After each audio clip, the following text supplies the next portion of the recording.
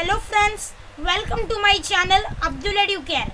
दोस्तों, आज की इस वीडियो में हम स्टैंडर्ड 4 इंग्लिश का चैप्टर नंबर 2 एसोप्स फेबल्स का एक्सप्लेनेशन देखेंगे।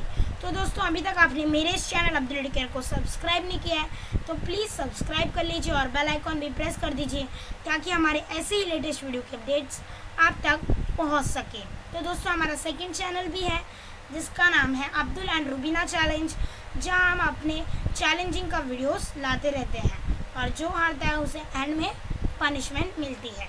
वो चैनल को आप सब्सक्राइब कर सकते हो और इस चैनल पर आपको पढ़ाई के वीडियोस मिलते रहेंगे। तो एसोप्स का नाम है, एसोप एक आदमी का नाम है जो ग्रीक कंट्री में रहता है। और फेबल्स यानी कि जो कहानी है जिससे हमें सीख मिलती है। फेबल्स मीन्स एक कहानी जो हमें सीख देती है, उसे हम फेबल्स कहते हैं। तो एसोप मीन्स एक आदमी का नाम है जो ग्रीक में रहता है और फेबल्स यानी कि जो कहानी से हमें मॉरल यानी कि सीख मिलती है। तो एसोप्स फेबल यानी कि एसोप्स की सीख देने वाले कहानियाँ, उसके बारे में हम पढ़ेंगे। एसोप्स की कहानियों के बारे में पढ़ेंगे जिनसे हमें मॉरल मिलता है, सीख मिलती है। अभी देख लेते हैं फेबल्स क्या है। Fables are short stories that have a moral और मैसेज फॉर अस। फेबल्स एक शॉर्ट स्टोरीज है, छोटी कहानी है जो जिससे हमें सीख या कोई संदेश मिलता है जो हमें देते हैं, फॉर अस, जिससे हमें मॉरल या मैसेज मिलता है। Something to learn and keep in mind as we grow up. तो फेबल्स हमें सीख देती है, कोई कहानी में हमें संदेश देती है जो कि हमें दिमाग में रखना है और उसे पढ़ना है और उसे हमेशा याद रखना है जैसे हम ग्रो अप हो रहे हैं। तो वो चीज़ें बहुत ही इंपॉर्टेंट होती है जिससे हमें अच्छी सीख मिलती है, उसे फेबल्स कहते हैं। वो भी एक कहानी ही होती है। Most of the fables have animal character who think and act like human beings. तो बहुत सारे फेबल्स में, बहुत सारी कहानियों में ये बताया जाता है कि कैरेक्टर कौन सा होता है, किरदार निभाने वाला एनिमल होता है। तो बहुत सारे ये कहानियाँ होती है, वो उसके अंदर कौन होता है, एनिमल्स होते हैं। एनिमल्स के बारे में हम देखते हैं।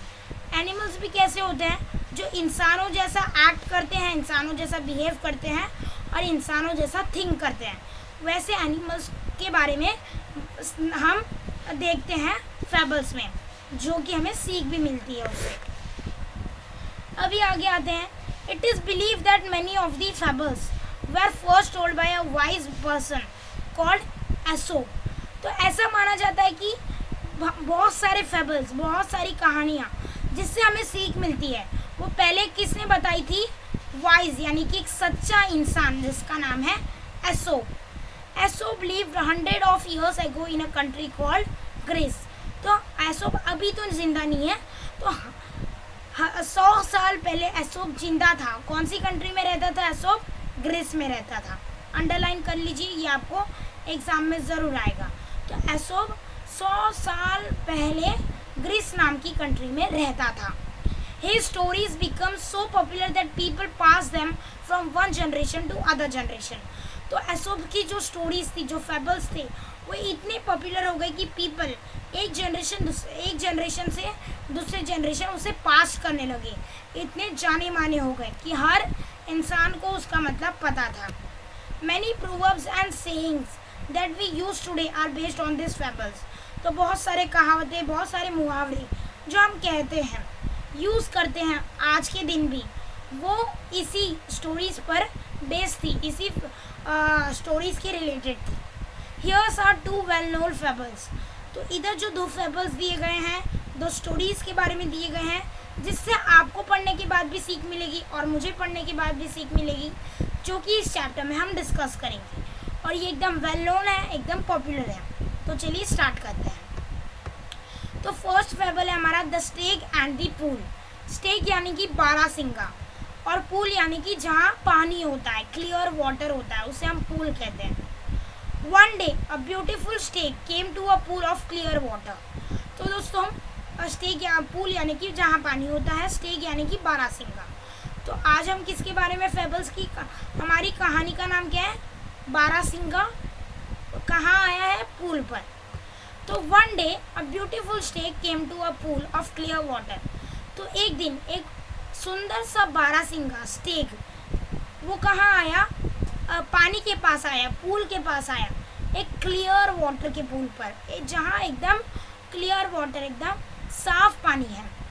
As he bent down to drink he saw his own reflection in the water. जैसे ही वो झुका, बेंट यानी कि झुकना, पानी पीने के लिए, उसने अपनी खुद की परछाई, रिफ्लेक्शन यानी कि क्या होता है दोस्तों, रिफ्लेक्शन यानी कि परछाई, तो उसने अपनी खुद की परछाई देखी पानी में। He was delighted with what he see. He was delighted with what he saw. तो वो बारहसिंगा बहुत ही खुश हुआ अपनी खुद की परछाई देखकर पानी में। डिलाइटेड का मीन्स होता है दोस्तों बहुत ही प्रसन्न होना, बहुत ही खुश होना। विथ वॉट ही सॉ, तो उसने अपना जो देखा था परछाई, उसको देखकर बहुत ही वो खुश हुआ, बहुत ही प्रसन्न हुआ। Instead of drinking water he kept looking at his own reflection. पानी पीने के बजाय वो अपनी ही परछाई को देखते जा रहा था। How handsome I look, he said to himself. कितना हैंडसम, कितना खूबसूरत मैं लगता हूँ, ऐसा बारहसिंगा ने अपने आप से कहा। How beautiful are this curving antlers, तो ये जो मेरे एंटलर्स है, ये जो मेरे सिंग्स हैं, एंटलर जो सिंग होते हैं बारहसिंगा को जो सिंग होते हैं, वो बोल रहा है कि ये मेरे कर्विंग एंटलर्स वो कितने ब्यूटीफुल है, कितने सुंदर हैं। How they added to my beauty, how graceful they look, तो इन्होंने तो मेरी खूबसूरती और बढ़ा दी। ये जो मेरे सिंग है उसने तो मेरी खूबसूरती और बढ़ा दी, और ये कितनी ग्रेसफुल है, ये कितने ब्यूटीफुल है, ऐसा वो कह रहा था। ग्रेसफुल यानी कि बहुत ही अच्छा। Then he moved nearer and saw his legs reflected in the pool, तो जब थोड़ा वो और आगे बढ़ा अपनी परछाई देखने के लिए, तो उसने क्या देखा, अपने खुद के पैर देखे, अपने खुद के पैर की परछाई देखी पानी के अंदर, पूल के अंदर। ही वॉज क्वाइट डिस्गस्टेड, वो एकदम नाराज हो गया। Look at my legs, oh they are so ugly, तो वो एकदम परेशान हो गया, डिस्गस्ट हो गया। वो कहने लगा कि देखो यार मेरे लेग, ओह ये कितने अगली है, ये कितने बदसूरत हैं। ऑल स्पिंडली विथ स्मॉल फीट, ये इतने इतने लंबे हैं छोटे छोटे पैरों के साथ। How I wish that nature had give me legs worthy of my stately antlers. तो दोस्तों, how I wish that nature had given me legs worthy of my stately antlers means, इसका मतलब क्या है, तो वो कह रहा है कि ये नेचर ने ऐसा क्यों किया मेरे साथ, जो मुझे इतने अच्छे सिंग दिए, इतने अच्छे एंटलर्स दिए हैं, और इतने ख़राब मेरे लेग्स जो कि मेरे एंटलर्स की भी खूबसूरती को घटा रहे हैं, ऐसा वो कह रहा है। अभी हम नीचे आते हैं, तो दोस्तों अभी आप इधर देख सकते हो ये स्टेग है। अभी देखो स्टेग, इसके कितने ब्यूटीफुल हैं एंटलर्स, ये सिंग, बारहसिंग, पर इसको देखो पैर कितने लंबे लंबे हैं, और ये जो नीचे की फीट है वो बहुत ही छोटी है, ऐसा वो कह रहे हैं। तो as he was brooding in this way the stag heard an arrow going swish across the pool. तो जैसे ब्रॉडिंग का मतलब जैसे ही वो उस विषय पर, उस सब्जेक्ट पर ज़्यादा सोच रहा था, तो वो पानी पीने के बजाय वो सोच रहा था कि इतने मेरे गंदे लेग्स क्यों हैं, ये मेरे इतने अच्छे सिंग रहकर भी क्या फ़ायदा, मेरे इतने गंदे लेग्स रहने की वजह से मेरी पूरी खूबसूरती बिगड़ रही है, तो ऐसा मेरे साथ भगवान ने क्यों किया। जैसे वो इस विषय पर ज़्यादा सोच रहा था, टेंशन में जा रहा था, इतने में ही क्या हुआ, the स्टेग heard N arrow going swish across the pool.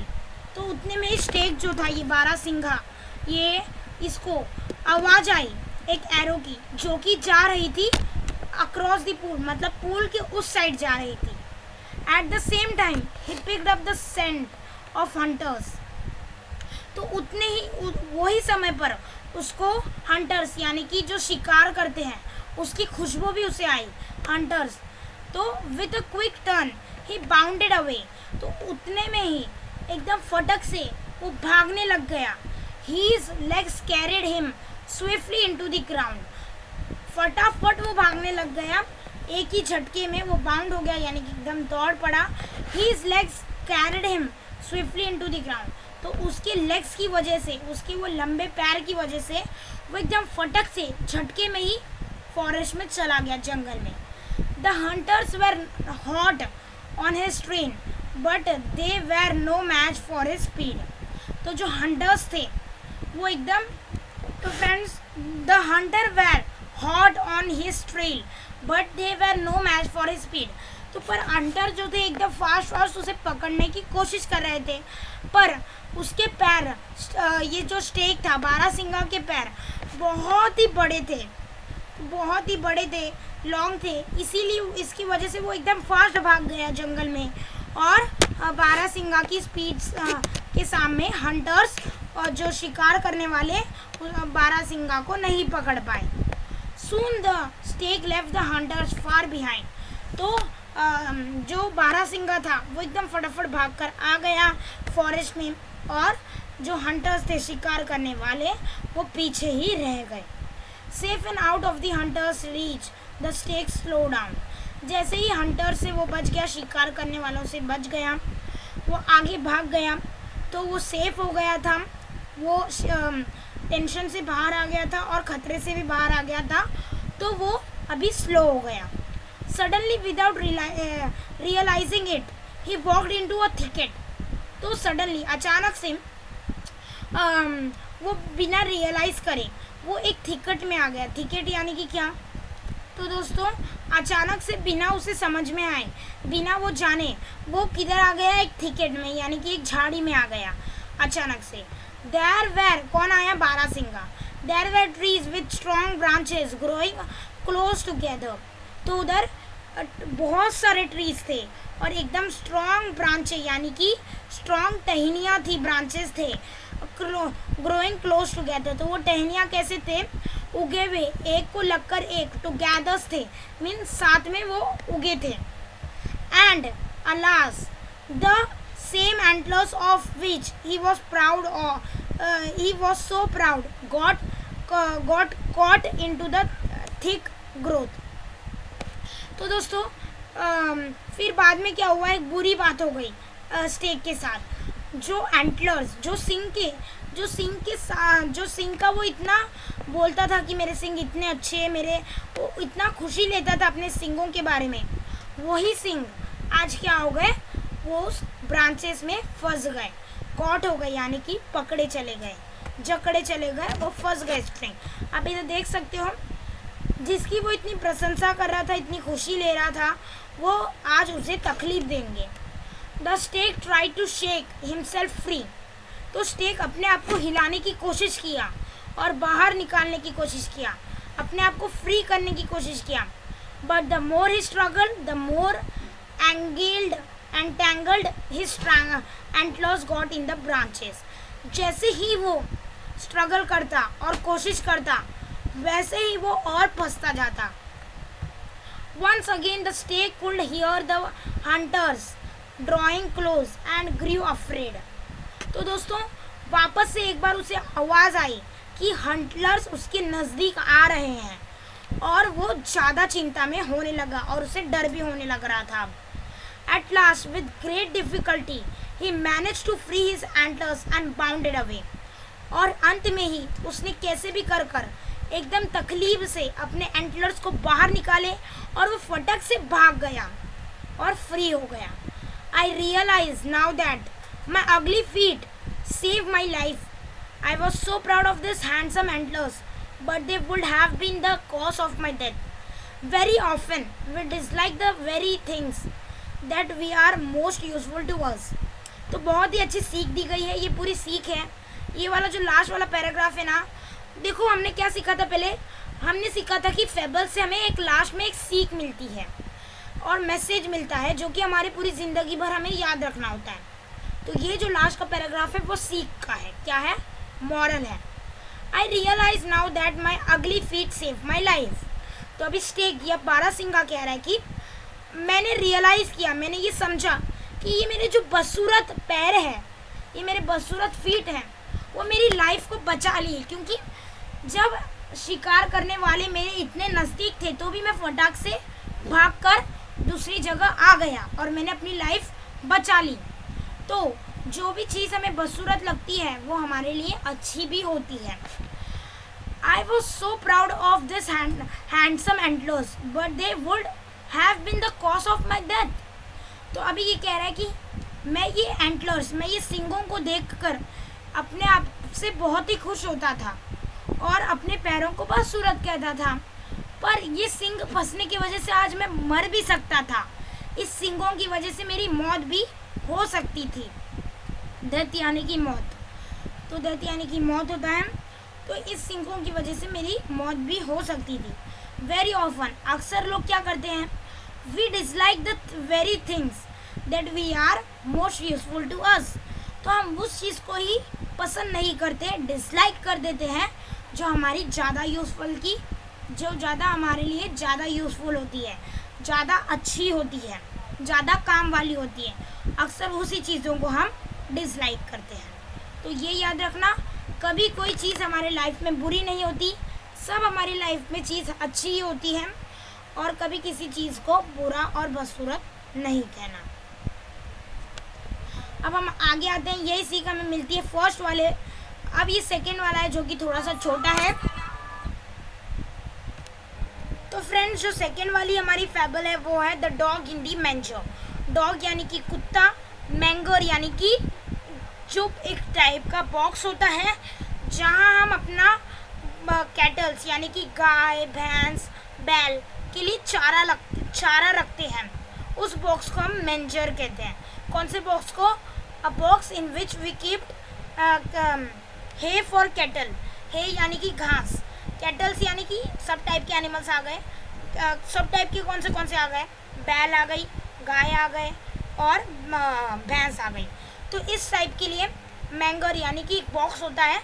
मैं आपको दिखा रहा हूँ नीचे, देखो ये वाला बॉक्स जिस पर कुत्ता चढ़ा है, इस वाले बॉक्स को हम क्या कहते हैं? मैंगर कहते हैं। जिस बॉक्स में हम घास रखते हैं, गाय बैल उनके चारा रखते हैं उनको खाने के लिए, उसे मैंगर कहते हैं। डॉग यानी कि कुत्ता, द डॉग इन दी मैंगर यानी कि कुत्ता उस वाले डिब्बे में बैठा है जिसमें गाय, बैल और भैंस का चारा है। तो ये एक फैबल है जिससे हमें सीख मिलेगी। Let's study. Once a dog was looking for a nice and comfortable place to lie down. एक समय की बात है कि जो कुत्ता है वो एक अच्छी और सुकून, जहाँ उसे सुकून मिले वैसी वो प्लेस ढूंढ रहा था बैठने के लिए। He came to the manger for an ox. He came to the manger of an ox and jumped on to the hay to rest. तो वो एक मैंगर के पास आया, एक बॉक्स के पास आया जो किसका था? ऑक्स का था। ऑक्स यानी कि क्या? तो दोस्तों, he came to the manger of an ox and jump on to the hay to rest. तो वो कुत्ता प्लेस ढूंढ रहा था, तो उसे एक प्लेस मिली। वो कहाँ आया? मैंगर के पास आया। मैंगर यानी कि एक बॉक्स जो कि मैंने बताया जिसमें हम घास रखते हैं। वो किसके लिए मैंगर बना था? ऑक्स के लिए बना था। ऑक्स यानी कि बैल। आप इधर पिक्चर देख सकते हो, ये है बैल। तो इसका था वो डिब्बा जहाँ ये खाना खाता था, अपना रोज घास खाता था उसमें। तो वो उधर आया, उस ऑक्स के मैंगर के बॉक्स में, मैंगर में आया जहाँ उसने घास रखा था ऑक्स के लिए। तो उधर डॉग आकर बैठ गया और रेस्ट करने लगा। वो घास पर बैठा और रेस्ट करने लगा। It was a very hot afternoon. तो बहुत ही गर्मी थी और आफ्टरनून था। आफ्टरनून यानी कि दोपहर का समय था और बहुत ही गर्मी हो रही थी। After a while the ox return from the field. तो थोड़ी देर के बाद जो बैल था वो वापस आ गया अपने घर। आते ना सब जन बैल लोग, तो दोपहर के समय वो बैल आया अपने फील्ड से काम कर कर। He had work hard in the hot sun and was now quite hunger. तो वो आ रहा था तभी बहुत ही गर्मी थी, उसने बहुत ही काम किया था गर्म धूप में, और वो अभी बहुत ही भूखा था, बहुत ही ज़्यादा। He stood in his stall and was planning to eat the hay that was put in the manger for him. Stall means friend, जो हम बनाते हैं बैलों को बांधने के लिए। देखो आपने देखा होगा एक डंडा जैसा बनाते हैं, उस डंडे को हम रस्सी बांधते हैं और बैलों की जो नेक होता है यानी कि गला होता है उसमें हम बांधते हैं ताकि वो स्टेबल रहे और अपने प्लेस में रहे। उसको हम स्टॉल कहते हैं। तो वो एक पार्ट है कैटल शेड का, एक घर का कैटल्स के, जहाँ बैल और गाय और या भैंस एक जगह रहते हैं, कहीं भाग नहीं पाएंगे। इसीलिए वो बनाया जाता है उनको एक जगह रखने के लिए। तो वो अभी ऑक्स जो बैल था वो अपने स्टॉल यानी कि बांधा हुआ सोच रहा था, वो अभी ठहरा था उधर अपने कैटल के शेड के अंदर, अपने घर के अंदर जो हम बनाते हैं अपने गाय बैल के लिए, वो उधर ठहरा था और प्लान कर रहा था, सोच रहा था to eat the hay that was put in the manger for him. तो वो सोच रहा था कि मैं क्या खाऊं, तो वो सोच रहा था कि मैं ये घास खाऊंगा जो मेरे मैंगर में पड़ा है, मेरे लिए रखा गया है। However when he reach for the hay the dog saw him. जैसे ही वो रीच पहुंचा हे खाने के लिए घास के पास, तो जो कुत्ता था उसने उसे देख लिया। Standing in the manger the dog began to bark at the ox. तो वो मैंगर में खड़ा हुआ कुत्ता बैल की तरफ भौंकने लगा जोर जोर से। Each time that the ox came near the hay, the dog snarled, barked and snapped at the ox. तो जैसे ही कभी भी हर बार जब भी बैल नज़दीक जाता घास खाने के लिए, तो डॉग क्या करता, घुर्राता, भौंकता और चिल्लाता।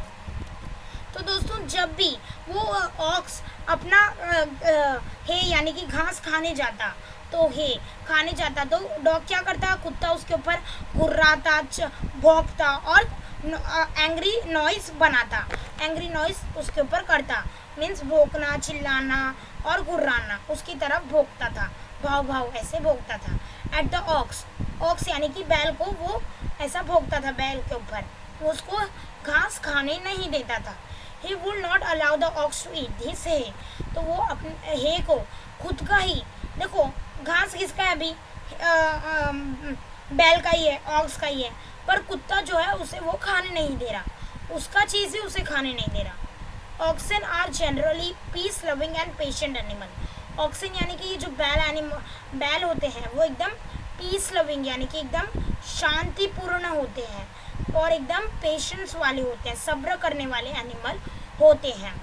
But finally the ox got upset and spoke firmly. फिर बाद में क्या हुआ, जो ऑक्स था बैल वो एकदम अपसेट हुआ, नाराज़ हुआ और उसने सच्ची सच्ची कहा कि फर्मली अच्छे से कहा, dog if you wanted to share my dinner with you I will not mind it. वो कह रहा है कि अभी डॉग यानी कि कुत्ता, अगर तुम्हें मेरा डिनर अपने साथ भी शेयर करना है तो तुम खा सकते हो, मुझे कोई तकलीफ नहीं है। But you neither eat the hay nor allow me to enjoy it. पर तुम भी ये घास नहीं खा रहे हो, तुम्हारे भी कुछ काम का नहीं, तुम तो घास खाते नहीं हो, तुम भी नहीं खा रहे हो और मुझे भी नहीं खाने दे रहे हो। It is of no use to you, it is of no use to you. घास तुम्हारे कुछ काम का भी नहीं है। Then why don't you let me have my favourite food. पर तुम्हारे भी कुछ यूज़ का नहीं है तो तुम मुझे क्यों नहीं खाने दे रहे हो मेरा फेवरेट फूड, जो कि मुझे इतना यूज़फुल है और इतना पसंद है। Don't begrudge others what you don't enjoy yourself। तो begrudge का मतलब क्या होता है दोस्तों, don't begrudge others what you don't enjoy yourself। begrudge means हमें किसी को भी परेशान कर मुश्किल कर कोई भी चीज़ नहीं देना चाहिए जो कि हमें खुद को पसंद नहीं है। अक्सर आप क्या करते हो, कोई चीज़ आपको पसंद नहीं होती है तो आप खुद भी यूज़ नहीं करते हो और दूसरे को भी नहीं देते हो, तो हमें वैसा नहीं करना चाहिए। जो चीज़ हमें पसंद नहीं आती वो हमें दूसरे को ईजीली दे देना चाहिए। बिग्रोज मतलब परेशान कर देना या मुश्किल कर देना, तो हमें वैसा नहीं करना चाहिए। अभी देखो डॉग को तो घास खाता नहीं है कुत्ता, पर भी उसने वो बैल को नहीं दिया, बल्कि वो घास एक्चुअली था किसका, बैल का ही था। बैल का ही घास उसने उसको भी पसंद नहीं है, पर भी उसने बैल को भी वो खाने नहीं दिया और उसने उसे सताया। तो हमें ऐसे कभी नहीं करना चाहिए, किसी को भी हमें सताना नहीं चाहिए। और जो चीज़ हमें पसंद नहीं है वो हम दूसरे से शेयर कर सकते हैं दोस्तों, और उसे मुश्किल से नहीं देना चाहिए, हमें आसानी से ही उसे दे देना चाहिए। तो ये हमें सीख मिलती है कि अगर कोई भी चीज़ हमें ज़्यादा पसंद नहीं है तो हम दूसरे को बिना टेंशन दिए अच्छे से हम उसे शेयर कर सकते हैं। तो दोस्तों हमने 2 फेबल्स के बारे में पढ़ा। तो फेबल्स का मतलब जो शॉर्ट स्टोरीज होती है जिससे लास्ट में हमें मॉरल या मैसेज मिलता है। तो अभी हमारा पूरा वीडियो ख़त्म नहीं हुआ है, तो आप कहाँ जा रहे हो, अभी हम मीनिंग्स पढ़ेंगे। स्टेक अ मेल डियर, स्टेग का मतलब होता है मेल डियर, जो मेल जेंडर होता है। स्पिंडली यानी कि वेरी लॉन्ग एंड थिन, तो स्टेग यानी बारहसिंगा के कैसे थे पैर, स्पिंडली थे, मतलब बहुत ही लॉन्ग थे और पतले थे। स्टेग यानी कि बारहसिंगा, बारहसिंगा यानी कि जो मेल जेंडर का होता है, डियर, एक तरीका का डियर होता है यानी कि हिरन होता है।